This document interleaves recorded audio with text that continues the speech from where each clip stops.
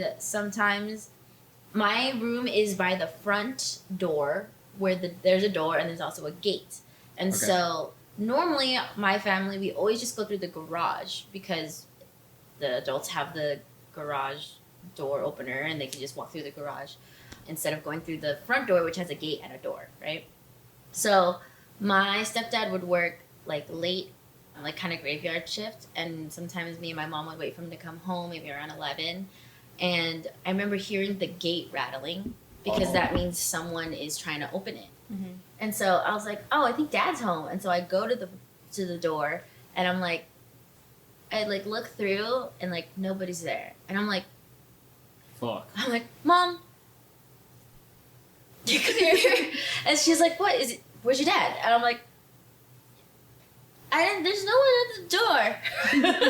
And then she's like, she opens the door. I'm like, oh, hell no. I'm like, I like back up. I'm like, nah. And she's like, farewell. Farewell, mother. I say. And then she was like calling his name. And then she's like, she like texts him. And he's like, oh, I'm still driving home. Like, I'm like, oh, nope. And then I'm like, I'll sleep with you, Mom.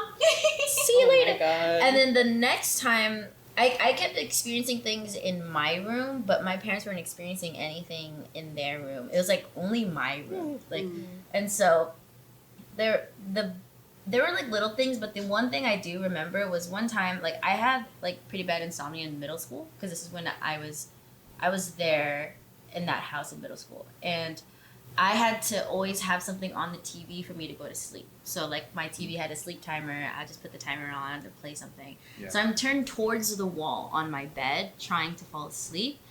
And then what I hear is the door opening. So I assume it's my mom, like, trying to get me to go to sleep, right? And then I feel I'm, like, turned on my side. I feel, like, on my shoulder, like, a hand.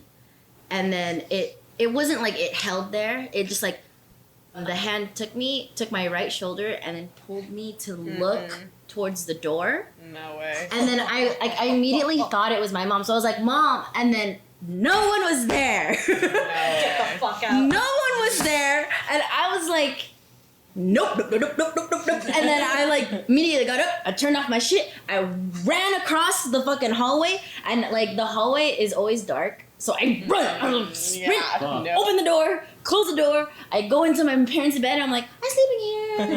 And then they're like, honey, what's wrong? I'm like, no. And then so my parents, I like tell them about it. And it's to the point where I had a Twilight Jacob Black poster in my room.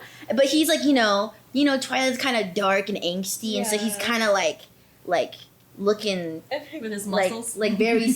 What is it? He's looking with his muscles. He's looking with his muscles, and then like smoldering. So I had that poster in there, but we had that poster in there before this happened, and then they were like, I was having different occurrences, so they're like, you need to change your poster. I think that's like Taylor has Lautner's bad. fault. Like Taylor Lautner was like the fault of like like the spirits in my fucking room, like or something. And so like fuck this movie. yeah, so they made me change it, and I had a Tokidoki poster on there. Yay. And it's super cute, you know. But then my parents, after what happened with like the shoulder thing, they were like, I think it's something on this poster. And it was like, she had a tattoo that just had like a little oni. So like an oni is like a Japanese demon. Yeah. And she was like, it's that. And she made me put a Tokidoki sticker on the girl's arm on the poster to hopefully relieve this spiritual activity. It didn't like relieve it per se. It was my room. I had to just get over it. You know what I mean? And I was just like, it's okay. Everything's okay.